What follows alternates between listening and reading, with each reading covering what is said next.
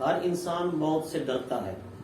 موت کا تصور آتے ہی انسان ایک خوف سا محسوس کرنے لگتا ہے کہ موت ایک المناک، خوفناک اور ہیبت ناک، دہشت ناک چیز ہے. یعنی انسان موت سے خوف، ڈر اور دہشت محسوس کرتا ہے. کوئی شخص نہیں چاہتا کہ میں مر جاؤں، مجھے موت آئے. زندگی ہر کسی کو پیاری ہے. اس زندگی کی شیرینی اور اس کے مزے اور اس کا لطف جو شخص اٹھا لیتا ہے وہ مرنا نہیں چاہتا. اسی لیے تو نبی کریم صلی اللہ علیہ وسلم نے فرمایا الدنیا حلو خضرۃ، دنیا میٹھی اور سرسبز و شاداب ہے. جو اس میں آتا ہے وہی دل لگا لیتا ہے، وہی دنیا میں پھنس جاتا ہے. حضرات گرامی، موت کا تصور آتے ہی انسان لرزنے لگ جاتا ہے، خوف محسوس کرنے لگ جاتا ہے. لیکن جب یہی موت شہادت کا روپ دھار لیتی ہے، جب یہی موت شہادت کی صورت میں آتی ہے، تو وہی انسان ہے، چاہے نیکوکار ہو، چاہے گناہگار ہو، چاہے خاص انسان ہو، چاہے عام انسان ہو، وہ ایک لطف و سرور اور مزہ محسوس کرنے لگتا ہے.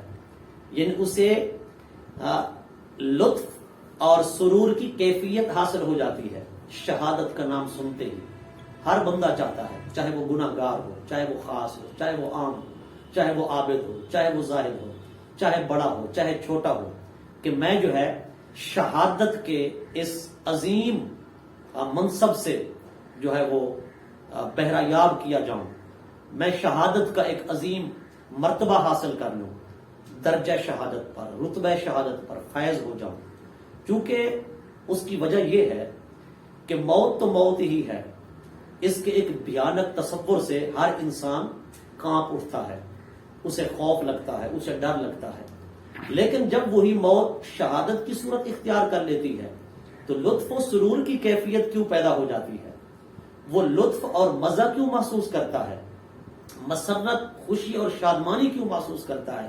اس کی وجہ یہ ہے کہ نبی کریم صلی اللہ علیہ وسلم کی خدمت بابرکت میں ایک مرتبہ سیدہ عائشہ صدیقہ رضی اللہ تعالی عنہا نے عرض کیا، یا رسول اللہ صلی اللہ علیہ وسلم، موت تو ایسی چیز ہے کہ کوئی بندہ مرنا ہی نہیں چاہتا، موت سے تو ڈر لگتا ہے، کون کہتا ہے کہ مجھے موت آ جائے؟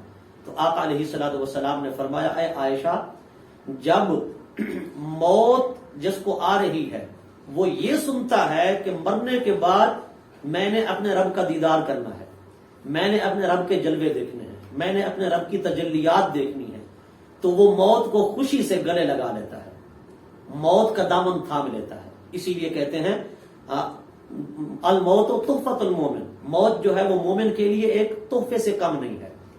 موت جو ہے وہ ایک پل کی طرح ہے. وہ پل کراس کرو جو موت یار کو یار سے ملا دیتی ہے. اس پل کے کراس کرنے کے بعد بندہ اپنے محبوب حقیقی سے مل جاتا ہے، اللہ تبارک و تعالیٰ کی ذات سے مل جاتا ہے، اس کی رحمت کے جلووں میں آ جاتا ہے.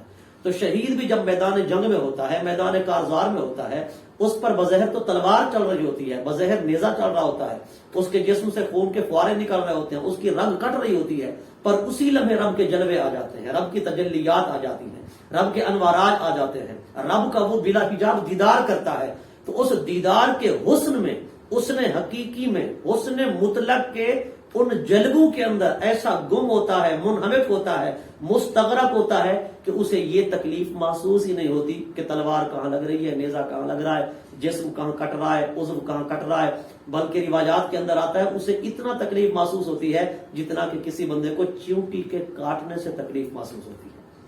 شہید اتنا تکلیف محسوس کرتا ہے. اس کے بعد وہ رب کے حضور حاضر ہو جاتا ہے.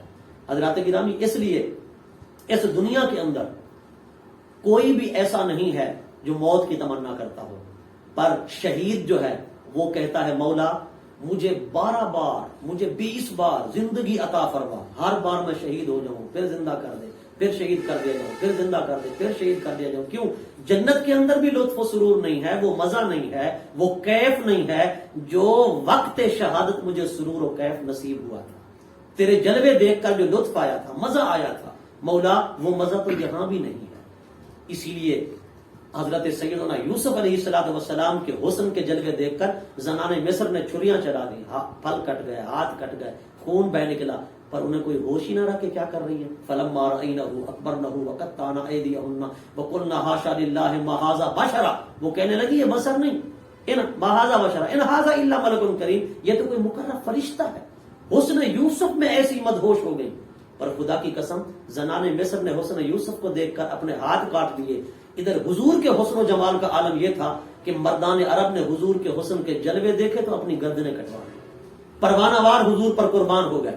حضور کے حسن پر انہوں نے اپنا سب کچھ قربان کر دیا، تن من دھن جان تک قربان کر دی.